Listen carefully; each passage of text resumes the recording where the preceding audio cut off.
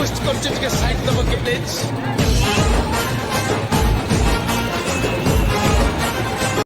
ଗହଳି ହେଇଛି ଏ ଯୋଉ ଜିନିଷ ଏ ନାଗା ଯୋଉ ଲାଗିଛି ଆମର ଇଏ କ'ଣ କେମିତି ଟିକେ ଲୋକଙ୍କୁ ବୁଝେଇ ଦିଅ। ଗୋଟେ ଜନସମାଗମ ଯୋଉଠି ଆସି ହେଇଛି ଏଇଟା ହେଉଛି ଆମର ପୁରୀ ଜିଲ୍ଲା ପବିତ୍ର ପୁରୀ ଜିଲ୍ଲାର ଆମର ଯେମିତି ଶ୍ରୀକ୍ଷେତ୍ର ସାହିଜାତ ଗୋଟେ ପରମ୍ପରା ରହିଛି ଏଇଟା ହେଉଛି ସେମ୍ ପରମ୍ପରା ଶ୍ରୀକ୍ଷେତ୍ରର ଏଇଟା ହେଉଛି ଗୋଟେ ସାହିଜାତ। ଏହି ପରମ୍ପରାରେ କ'ଣ ହୁଏ ନା ଶ୍ରୀକ୍ଷେତ୍ରର ଯେତେବେଳେ ସାହିଜାତ ହୋଇଥାଏ ଦୁର୍ଗା ମେଢ଼ ନାଗାର୍ଜୁନ ହୋଇଥାଏ କିନ୍ତୁ ଏଇ ଯେଉଁ ମେଢ଼ଟି ହେଇଛି ଏଇଟା ହେଲା ଚାନ୍ଦି ରୂପରେ ପ୍ରସ୍ତୁତ। କେତେ ବର୍ଷର ଇଏ ଅନୁଷ୍ଠାନ କେମିତି କ'ଣ ଚାଲିଛି? ବହୁ ପୁରାତନ କାଳରୁ ଆଜି ନୁହଁ କାଲି ନୁହଁ ବହୁ ପୁରାତନ କାଳରୁ ଏ ପରମ୍ପରା ଆଜି ପର୍ଯ୍ୟନ୍ତ ଚାଲି ଆସିଛି।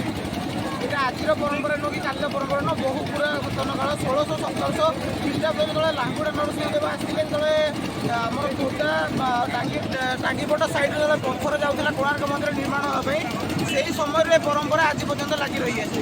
যেতবে পাও ভাজিরে নাগা হোলা বর্তমানে চাঁদি রূপা আমার হচ্ছে কোণ রাম মন্দির শ্রীমন্দির মেহেরাবি একচাড়ি দোচাড়ি মুকুট মেহেরাবি এইপরি ভাবে প্রদেশের আমার চাঁদি রূপরে প্রস্তুত নাগা হচ্ছে যাହାର ওজন পাখাপাখি 50 কিলোରୁ 4 কুইଣ୍ଟାଲ পর্যন্ত ଏହାର ওজন ହୋଇଥାଏ।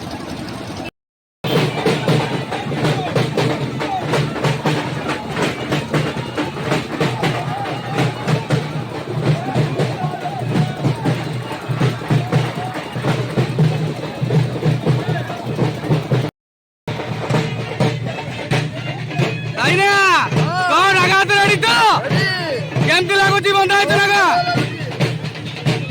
ଆଉ କ'ଣ ଯାତ କେମିତି ଚାଲିଛି? ରେଡି ଆଜି ଆମର ବଳଙ୍ଗାର ଆଜି ଶେଷ ଯାତ୍ରା। ଆଜି ଆମର ବଳଙ୍ଗା ଯେତେକ ସାହିମାନେ ଅଛନ୍ତି ସମସ୍ତେ ଆଜି ମେଳନ ପଡ଼ିଆରେ ଏକାଠି ହେଇକି ନାଗାର ସବୁ ଯେତେକ ସରଞ୍ଜାମ ଆଣିକି ରେଡ଼ି କରି ରଖିଛନ୍ତି। ଆଜି ଆମ ଶାଢ଼ୀ ମହୋତ୍ସବ ଚାଲିବ ରାତି 1 ପର୍ଯ୍ୟନ୍ତ ଏମିତି ଆମ ଯାତ୍ରା ଲାଗି ରହିବ। ପୁରୀ ଜିଲ୍ଲାରେ ବଳଙ୍ଗା ଗ୍ରାମ ହେଲା ସେଥିରୁ ମଧ୍ୟରୁ ନାଗା ଜାତ ହେଲା ଅନ୍ୟତମ। ପ୍ରତି ସାହିରୁ ନାଗା ମାନେ ଆସିକି ତାଙ୍କର ଜାଗା ଆଖଡ଼ା ଘରରୁ ଆସିକି ଏଠି ନାଚ ପ୍ରଦର୍ଶନ କରିଥାନ୍ତି ଯାହାକି ଆମର ପୁରାତନ ପିଢ଼ିମାନଙ୍କର ଚାଲି ରହିଛି ହେଲା। ଏମିତି ସେ ରୂପା ଆମର ଏଠି ପୁରୀରେ ଆମର ସାହିଜାତ ଏଠି ଆମର ବଳଙ୍ଗାରେ ଆମର ରୂପା ସିଲଭର ଫେଷ୍ଟିଭାଲ ସବୁ ରୂପାରେ ଭାଇ ତିଆରି ହେଉଛି ହେଲା। ଏମିତି ସବୁ ଆମ ଯାତ୍ରା ଆରମ୍ଭ ହଉଛି। ଶେଷରେ ମୁଁ ଏତିକି କହିବି ଜୟ ଜଗନ୍ନାଥ।